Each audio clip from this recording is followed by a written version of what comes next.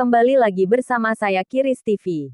Berita hari ini, DPR khawatir kasus TNI injak kepala warga Papua picu gejolak. Sumber berita, Jakarta.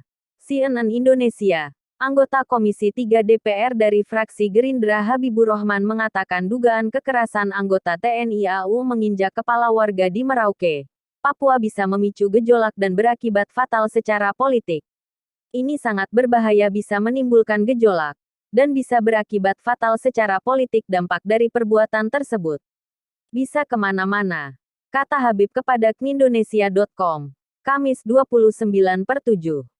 Habib menilai kasus tersebut tak bisa dilihat hanya sebatas bentuk penganiayaan yang bahkan tak sampai menimbulkan korban atau luka berat.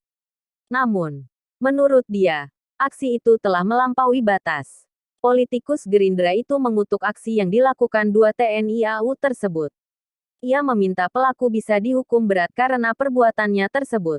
Itu anak disabilitas diinjak kepala pakai sepatu Lars. Jadi kita sangat mengutuk keras perilaku aparat yang begitu, kata Habib.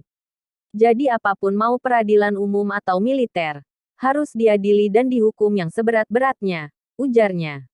Aksi dua prajurit TNI AU menginjak kepala warga penyandang disabilitas Papua mengundang kecaman dari sejumlah pihak.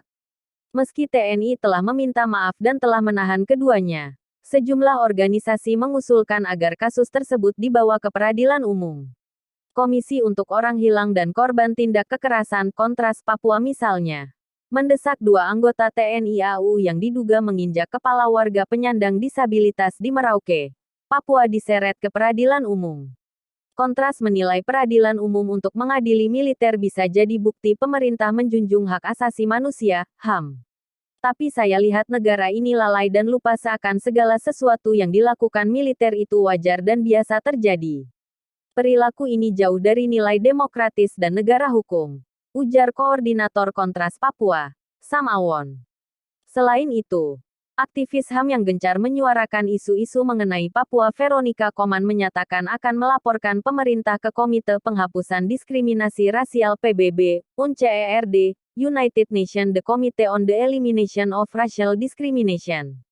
Laporan akan dilayangkan jika pemerintah memproses hukum dua anggota TNI AU yang menginjak kepala warga Papua di pengadilan militer.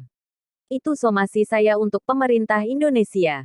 Begitu kedua prajurit ini dimulai prosesnya di peradilan militer, saya akan layangkan laporan ke UNCERD, kata Veronica saat dihubungi knindonesia.com, Rabu tanggal 28 Juli tahun 2021.